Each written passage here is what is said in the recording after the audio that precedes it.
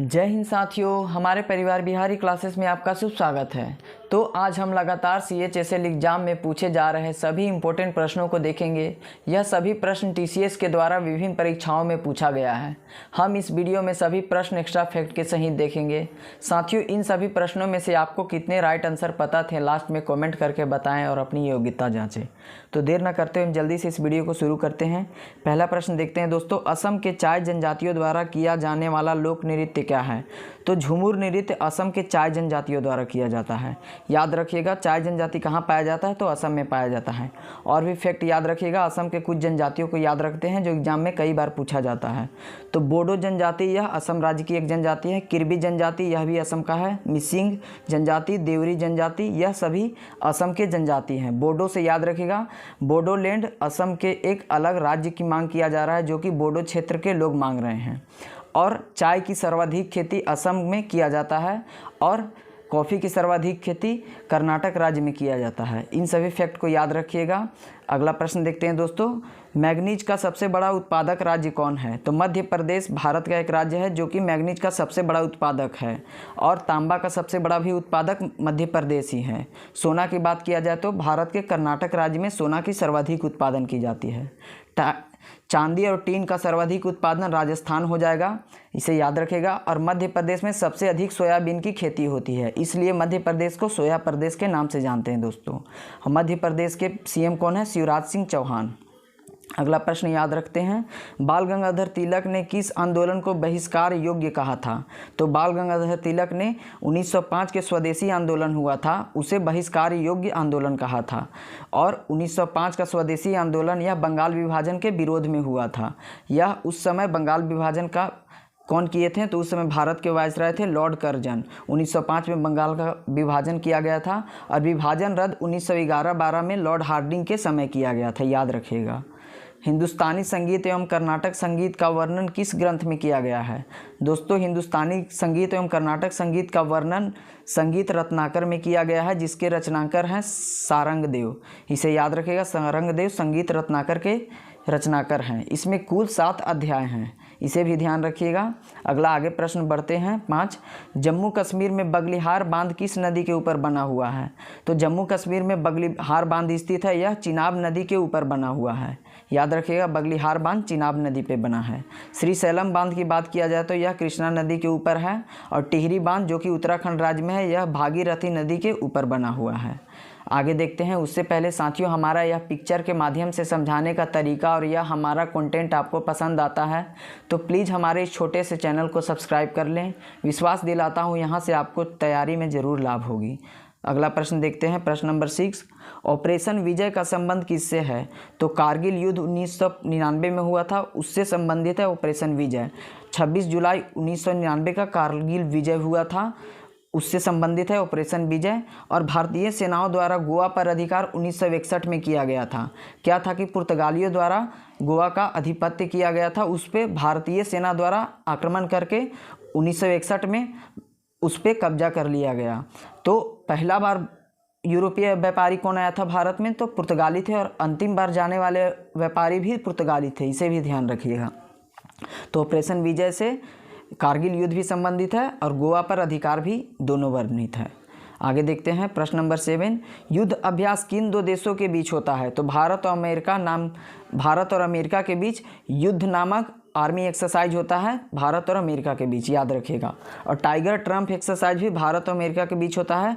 वज्र प्रहार यह भी अमेरिका के साथ होता है। और अभ्यास तर्कस यह भी अमेरिका के साथ होता है। तो इन सभी को याद रखिएगा। अमेरिका के साथ जो युद्ध अभ्यास होता है, एग्जामिनर कई बार बहुत बार पूछता है। अगला प्रश्न देखते हैं, बाह्य ग्रह कौन कौन से हैं? तो बाह्य ग्रह 4 ग्रह हैं, देख लेते हैं उनको।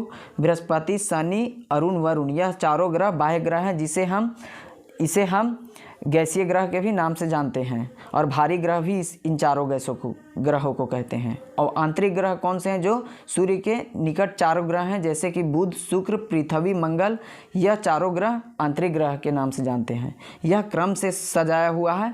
बुध सूर्य के सबसे निकट ग्रह है, उसके बाद शुक्र है, फिर पृथ्वी है, फिर मंगल है और उसके बाद बृहस्पति है। मंगल और बृहस्पति के बीच में क्षुद्र ग्रह पाए जाते हैं। क्षुद्र ग्रह का बेल्ट पूछा जाता है कि कहाँ पाया जाता है, तो मंगल और बृहस्पति ग्रह के बीच। बुध। बृहस्पति ग्रह सबसे बड़ा ग्रह है और उसके बाद शनि ग्रह है, उसके बाद अरुण, उसके बाद वरुण ग्रह है। यह सभी क्रम से सजा हुआ है दोस्तों। अगला प्रश्न देखते हैं, मारो फिरंगी को यह नारा किसने दिया था? तो यह नारा मंगल पांडे के द्वारा दिया गया था, मारो फिरंगी को। मंगल पांडे का संबंध 1857 के क्रांति से है, इसे याद रखिएगा। और मंगल पांडे किस इन्फेंट्री नेटिव बटालियन के यह सैनिक थे? तो पूछा जाता है तो 34वीं नेटिव इन्फेंट्री बटालियन के सैनिक थे मंगल पांडे। अगला प्रश्न देखते हैं दोस्तों, बटरफ्लाई स्ट्रोक शब्द का प्रयोग किस खेल में किया जाता है? तो तैराकी स्विमिंग में बटरफ्लाई स्ट्रोक शब्द का प्रयोग किया जाता है। कई बार एग्जाम में पूछा गया है, बटरफ्लाई स्ट्रोक तैराकी में किया गया है। और स्प्रिंट शब्द का प्रयोग साइकिलिंग में किया जाता है। और बोनस लाइन कबड्डी में प्रयोग किया जाने वाला शब्द है। और शॉर्ट कॉर्नर या हॉकी खेल में, जो कि भारत का राष्ट्रीय खेल है, शॉर्ट कॉर्नर शब्द का प्रयोग किया जाता है। आगे बढ़ते हैं, प्रश्न नंबर 11, घुड़कर अभयारण्य किस राज्य में स्थित है? तो गुजरात राज्य में घुड़कर अभयारण्य है और यह रन ऑफ कच्छ क्षेत्र में स्थित है। याद रखिएगा, रन ऑफ कच्छ में घुड़कर अभयारण्य है। और रन ऑफ कच्छ किसके लिए प्रसिद्ध है? तो जंगली गधा के लिए यह प्रसिद्ध है। यह लवणीय दलदलीय अभयारण्य है। अगला प्रश्न देखते हैं, वे पौधे जिनमें शारीरिक संरचना में विभेदीकरण नहीं होता है? तो थैलोफाइटा वर्ग में शारीरिक संरचना में विभेदीकरण नहीं होता है, जैसे कि इसका फूल, तना, पत्तियां, जड़, ये सभी एक में सम्मिलित हुए रहते हैं, वे थैलोफाइटा समूह के होते हैं। उसके कुछ एग्जाम्पल देख लेते हैं दोस्तों। स्पाइरोगायरा यह थैलोफाइटा समूह सदस्य का पौधा है। और कारा यह भी थैलोफाइटा का है। अलवा, यह सभी तीनों एग्जाम में पूछा गया है। स्पाइरोगायरा, कारा और अलवा यह पौधे थैलोफाइटा वर्ग के हैं। अगला प्रश्न देखते हैं, समुद्र से लगी सबसे लंबी तट रेखा गुजरात में स्थित है, उसे क्या कहते हैं? याद रखिएगा, सबसे लंबी तट रेखा वाला राज्य कौन सा है? तो गुजरात है। और उस तट रेखा को हम काठियावाड़ क्षेत्र कहते हैं। काठियावाड़ क्षेत्र याद रखिएगा। और लंबाई उसकी बात किया जाए तो 1600 किलोमीटर उसकी लंबाई है काठियावाड़ क्षेत्र की। और आंध्र प्रदेश ऐसा दूसरा राज्य है जिसकी तटीय रेखा की लंबाई सर्वाधिक है, दूसरा राज्य। अगला प्रश्न देखते हैं, भारत की संस्कृति मंत्रालय के अनुसार कितने शास्त्रीय नृत्य हैं? तो अब एक बढ़कर 9 हो गया है, पहले 8 था। और 6 को शास्त्रीय नृत्य में संस्कृति मंत्रालय के अनुसार शामिल किया गया है। और शास्त्रीय नृत्य को 2 ऐसे संस्था हैं जो शास्त्रीय नृत्य का टैग देते हैं। कौन कौन से हैं? तो संगीत नाटक अकेडमी है और भारतीय संस्कृति मंत्रालय है। तो भारतीय संस्कृति मंत्रालय के अनुसार 9 शास्त्रीय नृत्य हैं। 6 को हाल में जोड़ा गया। 6 3 प्रकार के होते हैं, एग्जाम में पूछा जा सकता है। तो पुरुलिया छऊ यह बंगाल में मनाया जाता है। सरायकेला छऊ यह झारखंड में मनाया जाता है। और मयूरभंज छऊ यह उड़ीसा राज्य में मनाया जाता है। अगला प्रश्न, घग्गर नदी कहाँ से निकलती है? तो शिवालिक की पहाड़ियों से घग्गर नदी का उद्गम होता है। याद रखिएगा, शिवालिक की पहाड़ी हमारा राइट आंसर हो जाएगा। हिमाचल प्रदेश, हरियाणा, राजस्थान, पंजाब यह सभी राज्यों से घग्गर नदी बहती है। आगे बढ़ते हैं, प्रश्न नंबर 16, बिना कोशिका का जीव कौन सा है? तो बिना सेल वाला जीव है वायरस। याद रखिएगा, विषाणु जो है बिना सेल वाला जीव है। पादप एवं जंतु के बीच योजक कड़ी का काम कौन करता है? तो युगलीना जो है पादप और जंतु के बीच योजक कड़ी का कार्य करता है। एग्जाम में कई बार पूछा जा चुका है। अगला प्रश्न देखते हैं 17, किस मुगल शासक ने असम के अहोम हिस्सों को जीतने में सफलता प्राप्त की थी?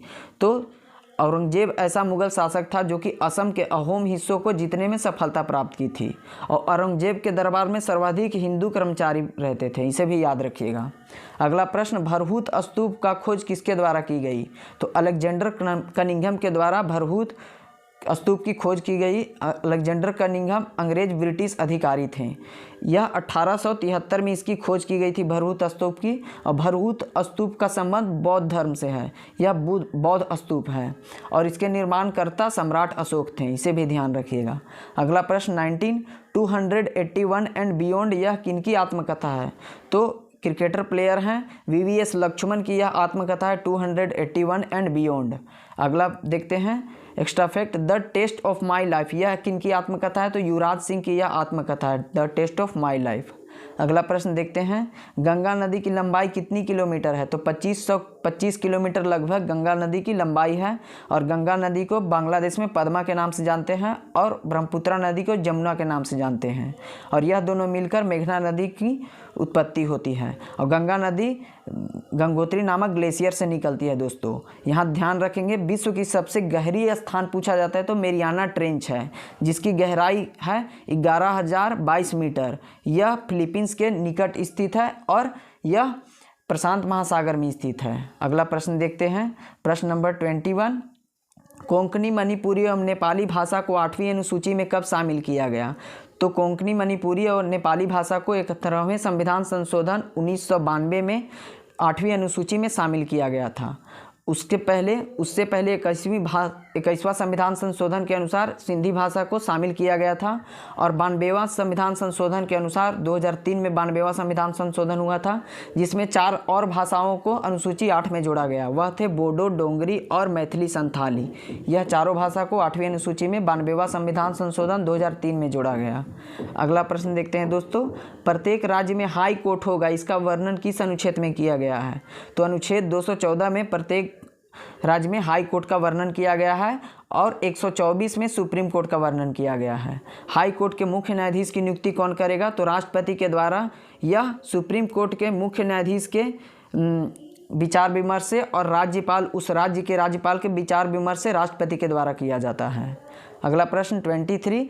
R37 कब्रिस्तान कहाँ पाए गए थे? तो हड़प्पा, जो कि सिंधु घाटी सभ्यता की प्रथम खुदाई में पाया गया शहर था हड़प्पा, वहाँ R37 कब्रिस्तान पाए गए हैं। हड़प्पा शहर का खोजकर्ता कौन है? तो राखाल दास बनर्जी हैं, दयाराम साहनी हैं। यह 1921 में इसकी खोज की गई थी।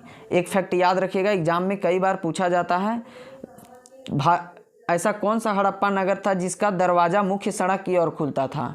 तो लोथल एक ऐसा शहर था जिसका दरवाज़ा मुख्य सड़क की ओर खुलता था और अन्य सभी ऐसे शहर थे जिनका जिसका दरवाज़ा मुख्य सड़क के विपरीत दिशा में खुलता था। और लोथल एक पतन नगर था, इसे भी ध्यान रखिएगा। अगला प्रश्न, सीधी कार्रवाई अभियान किस राजनीतिक पार्टी से संबंधित था? तो मुस्लिम लीग से यह अभियान संबंधित था। सीधी कार्रवाई, मुस्लिम लीग की स्थापना 1906 में हुआ था। यह ढाका में किया गया था। इसके संस्थापक सदस्य ध्यान रखेंगे, आगा खां, सलीमुल्लाह खां और मोहम्मद अली जिन्ना। यह तीनों मुस्लिम लीग के संस्थापक थे। अगला प्रश्न, दिल्ली के लाल किला को विश्व विरासत सूची में कब शामिल किया गया? तो दिल्ली के लाल किला को विश्व विरासत सूची में 2007 में शामिल किया गया है। और दिल्ली के लाल किला का निर्माणकर्ता कौन थे? तो शाहजहां थे। यह 1639 से बनना प्रारंभ हुआ था और 1648 में यह बनकर पूरी तरह तैयार हो गया था। और इसके वास्तुकार कौन थे पूछा जाता है एग्जाम में? उस्ताद अहमद लाहौरी दिल्ली के लाल किला के वास्तुकार थे। साथियों, यहाँ पे यह वीडियो समाप्त होता है। हमारे इस चैनल को सब्सक्राइब करें और हमारे इस कंटेंट के लिए प्लीज़ हमारे से जुड़े रहें और हमारी पुरानी वीडियो को देख कर जाएँ। आपको एग्ज़ाम में ज़रूर फ़ायदा होगी। धन्यवाद।